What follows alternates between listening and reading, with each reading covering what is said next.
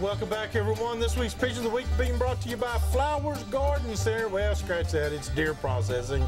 They're through with the gardening. The green thumb's over with. They're getting the knife sharp now. Hey, deer season's right around the corner. Got to show you this young man right here. This is Hayden Watts. This is Chris Watts of American Motorsports. This is his son. And this is a 2.5-pound drum that he was just proud as a peacock to catch. And look at the smile on that boy's face. And I tell you what, Hayden, you just keep on going, brother. I'll tell you, oh, I got to show you this. Ladies and gentlemen, this is one of the finest eating fish I have ever laid my lips around. This is a red eye, or some people call them rock bass. But our Tennessee streams and rivers are full of these things. And right there is Jim Flowers, caught one on a red Rapala Shad Rap, number 5. And they will hit you. They're very aggressive fish. Right here, got to show you the man in pink, Tanner Hale. I tell you what, Tanner sent me this picture. He said, Hugh, this is almost 7 pounds right here on Old Hickory Lake. I'm telling you, he couldn't have been more than 3/4 of an ounce away from 7 pounds. That is a toad by anybody's standards. And then I got to show you a good friend of mine. I don't normally show a lot of this stuff, but Billy Bird went down to outside of Panama City, Florida, and caught a 7-foot, 8-inch Mako shark that weighed a little over 300 pounds. That's worth taking a picture of, and that's worth showing. You can send your pictures to us here at Southern Woods and Waters, 474 James Robertson Parkway, Nashville, Tennessee, 37219, or simply email to me at hugh@southernwoodsandwaters.com. We'll get them on here really, really fast. Keep them coming. We appreciate it. With me tonight, I'm just so tickled. Y'all don't even know how much it means to me to have Ben Parker in the house. But Ben Parker, probably one of the better fishermen I've ever been with, that just, you're entertaining. You were great. We had a great time. Joe and I enjoyed our day with you immensely. But I'm going to tell you something else we did. We learned a lot. And that's unusual, because a lot of people don't learn from somebody. They just go and maybe the guide catches them or something like that. You actually took the time to make sure I could catch the same amount of fish that you were catching. Well, it's in terms of learning about fishing, the more people you fish with, the more you pick up on things. The more you pick up. I've seen some people try to figure it out on their own, and there's a lot to be said for putting time on the water by yourself. I've put in a lot of time. But man, some of the people that I never thought would teach me something have taught me a lot, you know, and you just pick it up here and there, and you know, it's time on the water. You just file it away. You just store it in the back of your head. You're going to need it one day. That's right. There it is. Yep. Well, I tell you what, awesome man right here, Ben Parker, great fisherman. You went on after that. You won a few events, and you said, I want to chase my dream a little bit. And you went to the BASS Elite Series. That's right. Did fairly well. I think what tripped you up a little bit was way up there up north. They're a little different up there. It's one of these things. Well, it's actually a little bit down south, and I love the deep water fish. Yeah. That's kind of my thing, you know, and I've never done a lot of sight fishing for spawning bass. Now, since then, I've learned a lot. I've learned it the hard way. You'll learn it in $10,000 lessons, I promise you. Yeah. But what I decided, you know, I never really knew what career path I was going to take back a few years ago when I went to what I was doing into you know, professional outdoors. So you know, I guide waterfowl hunting in the wintertime. I teach electronics training and lessons in the summer, and the last couple years I've been designing lures for Nichols Lure Company, and that I love it. You made a big impact with that Magnum spoon. The Magnum spoon, we sold a bunch of them, and I'm telling you, how many did you say that y'all think? I really don't want to tell, but we sold a bunch of them. We've sold a bunch of them. It was a big number. Well, we've sold a lot of them, and this year we just went to ICAST a couple weeks ago, which was phenomenal. Right. If you've never gone to ICAST, I've never gone. You need to go to ICAST. I got to go with y'all sometime. You've got to go and hang out with us down there. It's awesome.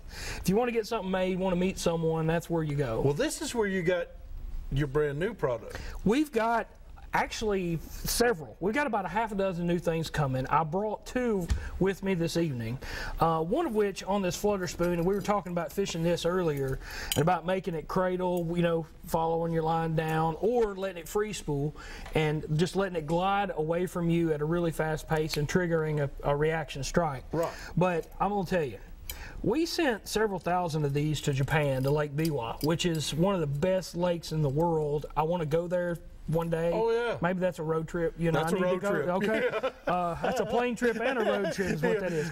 But 2 plane trips. but I saw people in Japan, and there's great fishermen from Japan now. Oh, yeah. Bass fishing's big over there.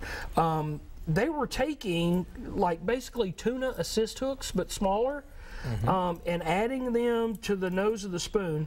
And there's a company called Decoy over in Japan Right. that makes, I think, the best assist hooks. Now, we've attached these to the front, to the nose of our spoons, and we're actually selling them this year with these assist hooks already on them. So this is a super premium spoon. You don't have to change anything when you take this out of the bag. You don't change the split rings. You don't have to change the hooks. These things are coming with a Trocar treble hook. They're ready to go. 4/0 that we had special made for the spoon. That's a we big got the hook. assist hooks on there.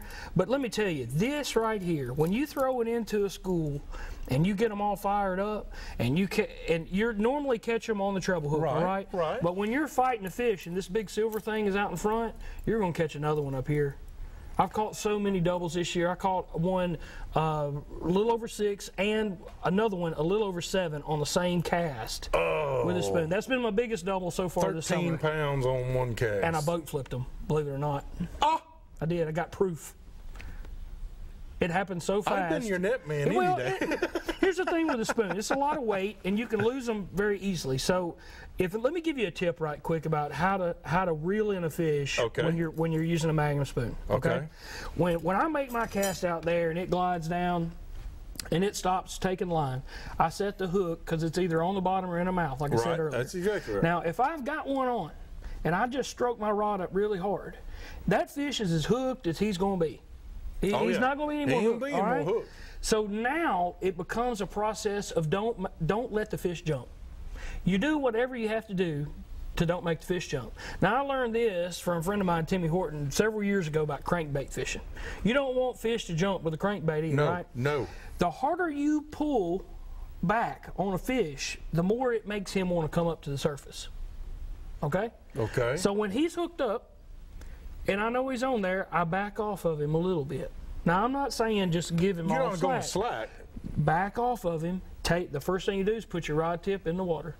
And you stand up and you with your rod tip in the water and you slowly reel and you slowly reel. Now, if you feel like he's coming to you, reel a little faster. Right.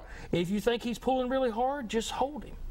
And the thing is, sometimes you can't help it. A fish is going to come up and jump. Oh, yeah. But I've been able to, my landing ratio has really gone up because I haven't horsed him to the boat. And now, if he's coming up and you can tell he's going to come up to the surface and jump, I'll take a knee and put my rod down all the way in the water. As far as you can go. I'm just trying to keep his head down. And when he shows up at the side of your boat, if the net's not ready, you're better off just to come on in with him. And I've got a spoon rod that was designed that I've been using by Alpha Rod Company. And let me tell you, it's awesome. It's a Alpha Rod's, a Magnum spoon rod, and it's super stiff. It doesn't have a lot of flex at the end of the tip. Right. And for fishing a bait that weighs 3.5 ounces, you really need a rod that's going to be really stiff. So they made the rod like I want it, and let me tell you, it's awesome. It's a custom-made rod here in the United States. It's not an overseas, shipped-in kind of thing. This guy, Matt Hafner, is hand-turning those things himself, and they're awesome. But when I take that stiff rod, and then I get a double that's a 6 and a 7 beside the boat, and I want to flip them in, that rod will do it.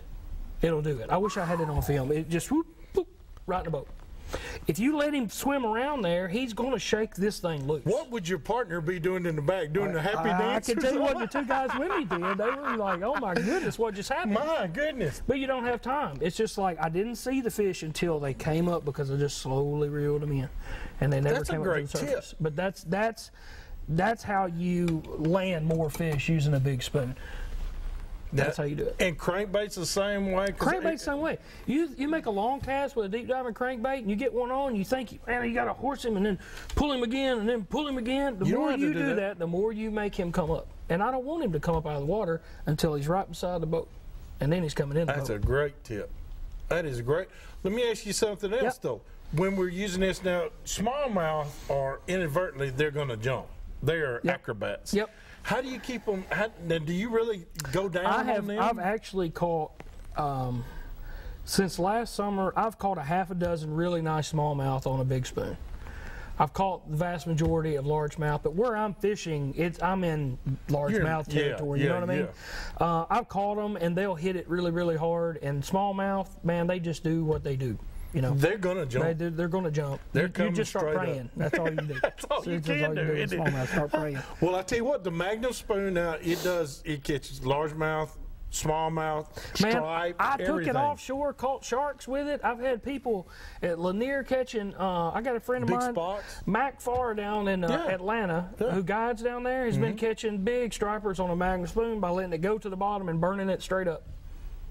So we've had a lot of requests from striper fishermen and muskie fishermen and this and that. This year, another one of our new products is that we took the Magnum spoon and we made it an inch longer, and it weighs 4 ounces. It's not something that every fisherman is going to use, but like your striper guys, your muskie guys that want a bigger profile, we've got it this year. And then we went downsized just a little bit. We've got one that's 6.5 inches long. It weighs 2 ounces. And to me, that's going to be one that you could fish a lot easier, longer in the day. But for the most part, the Magnum spoon is meant to throw your first few casts. If I pull up to a school on Kentucky Lake or Tennessee River and I don't get a bite with that thing in 10 or 15 casts, then they don't want something fast, they want something slow, and I'll change my presentation. Awesome. I tell you what, we got to take another break. I don't want to. I really don't want to leave. But we got to take a break, visit some of our fine sponsors again. Hurry back to more, because we're going to have the lines will be open for you to answer any question you might have. Hurry back to more. Southern Woods Water.